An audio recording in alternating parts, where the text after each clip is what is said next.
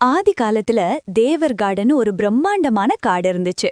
அந்த காட்டை ஒட்டி ஒரு பெரிய ராஜ்யத்தையே தேவேந்திரன்னு ஒரு ராஜா ஆட்சி செஞ்சாரு. மனுஷன் பல வருஷமா ஆட்சி பண்ணி நல்லா தழைச்சு போயிருக்காரு. ஆனா இப்போ காலம் கடந்து போச்சு, முதுமை வந்துடுச்சு. அவருடைய ஒரே மகனான சோமதேவன் பல வருஷங்களுக்கு முன்னாடி ஒரு கொடிய நோயால பாதிக்கப்பட்டு இறந்து போனான். அரசரால அந்த இழப்பை தாங்க முடியாம ஒருவித மன அழுத்தம் ஏற்பட்டு உடல்நிலையும் பாதிக்கப்பட்டாரு. இப்படியேதான் பல வருஷங்கள் போச்சு. இப்போதான் அவருக்கு ஒரு கவலை. நமக்கு அப்புறம் இந்த நாட்டுக்கு யாரு தலைமை தாங்குவா? நம்ம வம்சத்துல வாரிசுன்னு ஒருத்தன் கூட இல்லையேன்னு மனுஷர் ராத்திரி பகலா யோசிச்சுக்கிட்டே இருந்தாரு.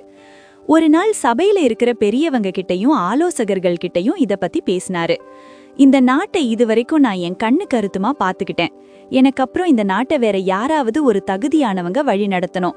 அறநெறி தவறாத மக்களுக்கு நல்லது செய்யற நம்ம ராஜகுருவை விட வேற யாரு இந்த அரியணைக்கு தகுதியானவங்கன்னு தம் மனசுல இருக்கிறத வெளிப்படையாவே சொல்லிட்டாரு. ஆனா அரண்மனைக்குள்ள இருக்கிற சுவர்களுக்கு கூட காது உண்டுன்னு சொல்வாங்கல்ல. இந்த விஷயம் மெதுவா அரசவையில இருக்கிற மந்திரி காதுக்கு எட்டிடுச்சு. மந்திரி ஒரு ஓரமா நின்னுக்கிட்டு, என்னது ராஜகுருவா அப்படின்னு அவன் மனசுக்குள்ளேயே ஒரு நெருப்பு எரிய ஆரம்பிச்சது. அவன் அந்த பழைய நாட்களை நினைச்சு பார்த்தான். இந்த நாட்டுக்காக தூக்கம் இல்லாம வெயில்ல மழையில அலைஞ்சது நான். இத்தனை வருஷமா ராஜாவோட அத்தனை முடிவுகளுக்கும் பின்னால நான் இருந்தேன். இந்த நாட்டை இவ்வளவு தூரம் கொண்டு வந்தது நான் தான். அப்படி இருக்க அந்த சாமியார கொண்டு வந்து சிம்மாசனத்துல உட்கார வச்சா என் நிலைமை என்னாவது? அவன் மூஞ்சியில ஒரு வக்கரம் குடி புகுந்துருச்சு. பல்ல கடிச்சுக்கிட்டே அவன் மனசுக்குள்ள நினைக்கிறான், இத்தனை வருஷம் எல்லா தப்பையும் நியாயப்படுத்தி மக்களுக்கு புரியாத மாதிரி செஞ்சு காரியத்தை சாதிச்சு பழகிட்டேன். இப்போ அந்த ராஜகுரு வந்துட்டா என் அதிகாரம் காலி, என் செல்வாக்கு காலி, நாம செஞ்ச தில்லுமுள்ளி எல்லாம் வெளியே வந்துடும். மந்திரியோட கண்கள்ல பதவி வெறி கொழுந்து விட்டு எரிஞ்சது. அவன் மனசுக்குள்ள ஒரு திட்டம் தீட்ட ஆரம்பிச்சான். ராஜாவோட கண்ணை மறைக்கணும், ராஜகுரு மேல தப்பு கண்டுபிடிக்கணும், இல்லனா அவரே தப்பு செஞ்ச மாதிரி காட்டணும். என்ன வேணா பண்ணுவேன், ஆனா சிம்மாசனம் மட்டும் எனக்குதான்னு மனசுக்குள்ள சபதம் போட்டான். அந்த இடத்துல அவனோட நிழல் கூட வஞ்சகமா தெரிஞ்சது. ராஜாவோட அந்த முடிவை கேட்டு பயபக்தியோட மந்திரி, உத்தரவு மன்னா, நீங்க எடுக்கிற முடிவுல எனக்கு எந்த மாற்று கருத்தும் இல்லைன்னு வாயால சொன்னாலும் அவன் மனசுக்குள்ள ஒரு வன்மம் இருந்தது. ராஜகுருவன் நேருக்கு நேர் வம்பு இழுத்தா ஊர் மக்கள் அவனை சும்மா விடமாட்டாங்கன்னு அவனுக்கு நல்லாவே தெரியும். ராஜகுரு ஒரு சுத்தமான மனுஷன், கலை மேல ரொம்ப பிரியம் கொண்டவர். ஆனா அவரை பத்தி மந்திரிக்கு என்ன தெரியும்னா, இவரு பாவம் ஒரு அப்பாவி கலைஞர், இவரை வச்சு இவரை வீழ்த்திடலாங்கிற ஒரு நயவஞ்சக திட்டம் அவன் மண்டைக்குள்ள ஓடிக்கிட்டு இருந்துச்சு. ஒரு நாள் அடர்ந்த காட்டுக்குள்ள அந்த முதியவர் சிற்பி ஒரு மரத்துல ஏதோ செதுக்கிக்கிட்டு இருந்தாரு. கருங்காலி மரத்துல அவர் கைப்பட்டா போதும் அது ஒரு தெய்வ சிலையா மாறும். அங்க மெதுவா வந்து நின்ன மந்திரி சுத்தியும் பார்த்தான்.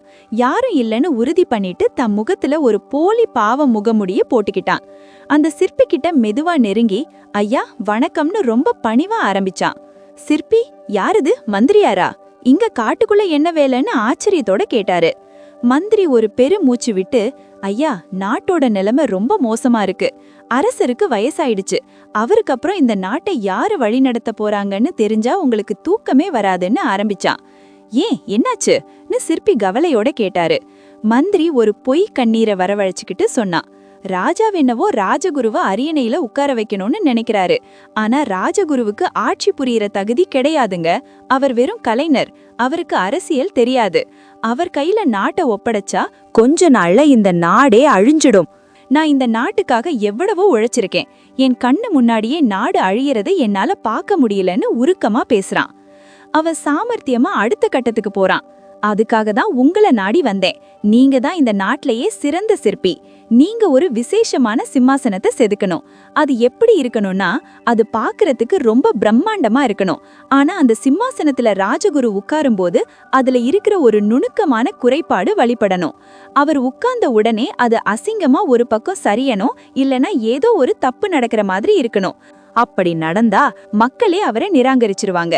அப்போதான் தகுதியான ஒருத்தர், அதாவது என்ன மாதிரி ஒருத்தர் ஆட்சிக்கு வர முடியும். இன்னும் கொஞ்சம் ஆசை காட்டுனா, இந்த காரியத்தை மட்டும் நீங்க செஞ்சு முடிச்சிட்டீங்கன்னா அரண்மனையில உங்களுக்கு பெரிய பதவி, அந்தஸ்து, செல்வாக்குன்னு எல்லாம் உங்க கையில இருக்கும். இப்போ இருக்கிற ஏழ்மை வாழ்க்கையெல்லாம் அன்னைக்கே முடிஞ்சிடும். என்ன சொல்றீங்க? அந்த முதியவர் சிற்பி அப்படியே உறைஞ்சு போயிட்டாரு. என்னடா இது, ஒரு மந்திரிக்கே இவ்வளவு சுயநலமா? நாம செதுக்குற கலைய வச்சு ஒரு மனுஷனை கவிழ்க்க நினைக்கிறானேன்னு அவருக்குள்ள ஒரு நெருப்பு மூட்டிக்கிச்சு. ஆனா அவர் அத வெளிய காட்டிக்கல. ஒரு லேசா சிரிச்சிட்டு, மந்திரியாரே, நீங்க சொல்றது சரிதான். ராஜகுருவுக்கு கலையில தான் ஆர்வம், ஆட்சியில இல்லன்னு எனக்கும் தோணுது. சரி, உங்க விருப்பப்படியே நான் சிம்மாசனத்தை செதுக்குறேன்னு தலை அசைச்சாரு. மந்திரிக்கு தெரியல அந்த சிற்பி இப்போ அவ மேலேயே ஒரு கத்திய தயார் பண்ண போறாருன்னு.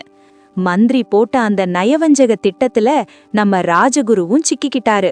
அவர் எப்படிப்பட்டவர்னா, ஒரு சின்ன எறும்புக்கு கூட தீங்கு நினைக்காத ரொம்பவே சாதுவான மனுஷன். உலகமே அவருக்கு ஒரு கலைக்கூடமா தெரிஞ்சது. மந்திரி வந்து, சுவாமி, ராஜா உங்களுக்கு பட்டம் சூட்ட போறாரு. ஆனா நாட்டுல இருக்கிற சில குசும்புக்காரங்க உங்களுக்கு ஆட்சி பண்ண தெரியாதுன்னு ஏதேதோ பேசுறாங்க.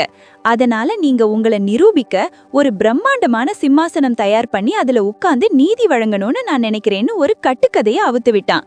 ராஜகுரு அத ஒரு நிமிஷம் கூட யோசிக்கல. நல்லது மந்திரியே, நாட்டோட நலன்தான் எனக்கு முக்கியம். நான் உண்மையிலேயே இந்த அரியணைக்கு தகுதியானவரான மக்கள் பார்க்கட்டும், அதுல தப்பில்ல. அந்த சிற்பி சிறந்த கலைஞர்னு சொல்றாங்க, அவர்கிட்டயே அந்த வேலைய ஒப்படைங்க.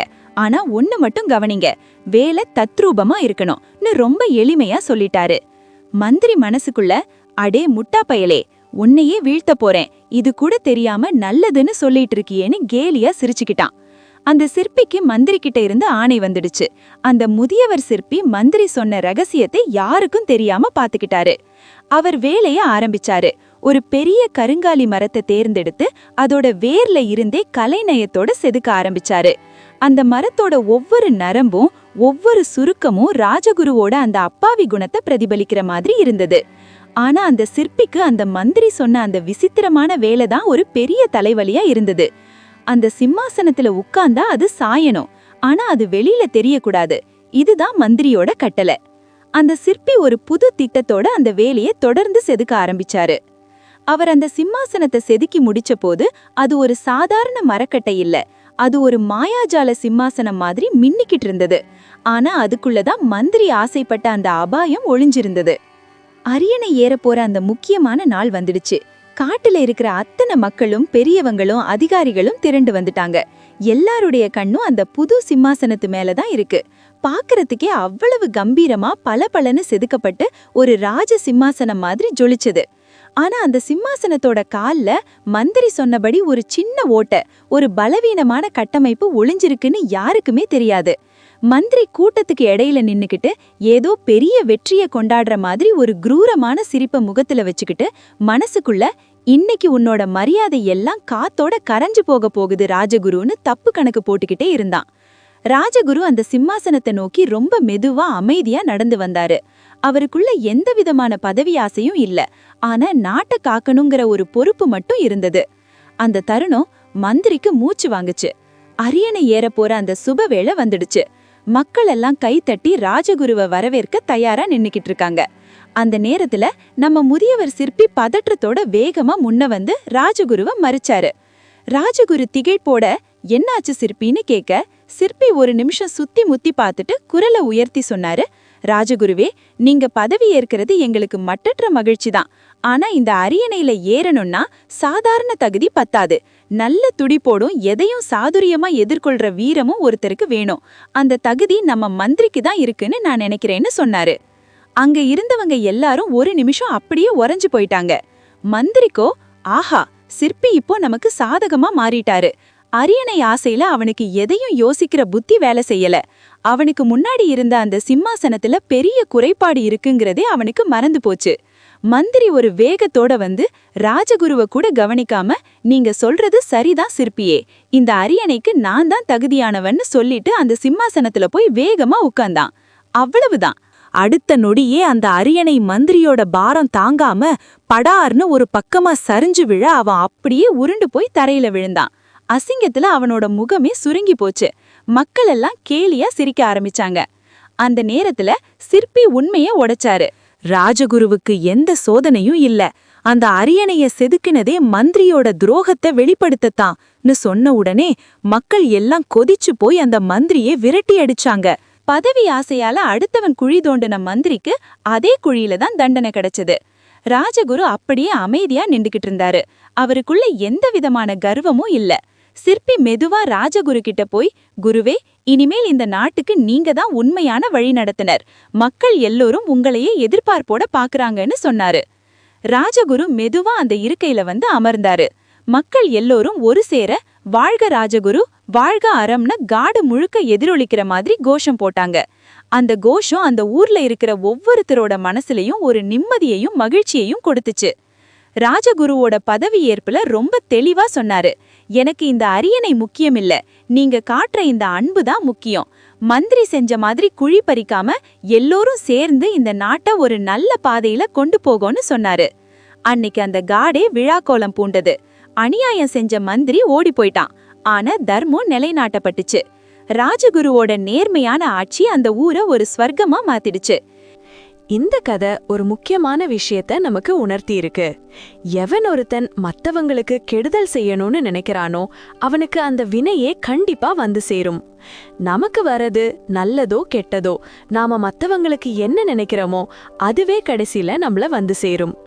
இந்த கதை பிடிச்சிருந்தா கண்டிப்பாக லைக் பண்ணுங்க. அப்படியே என் கெட்ட கர்மா தீர்ந்தது அப்படின்னு கமெண்ட் பண்ணுங்க. இந்த நேர்மையான எண்ணம் உங்க கர்ம வினைகளை குறைக்க உதவும். தேங்க்யூ.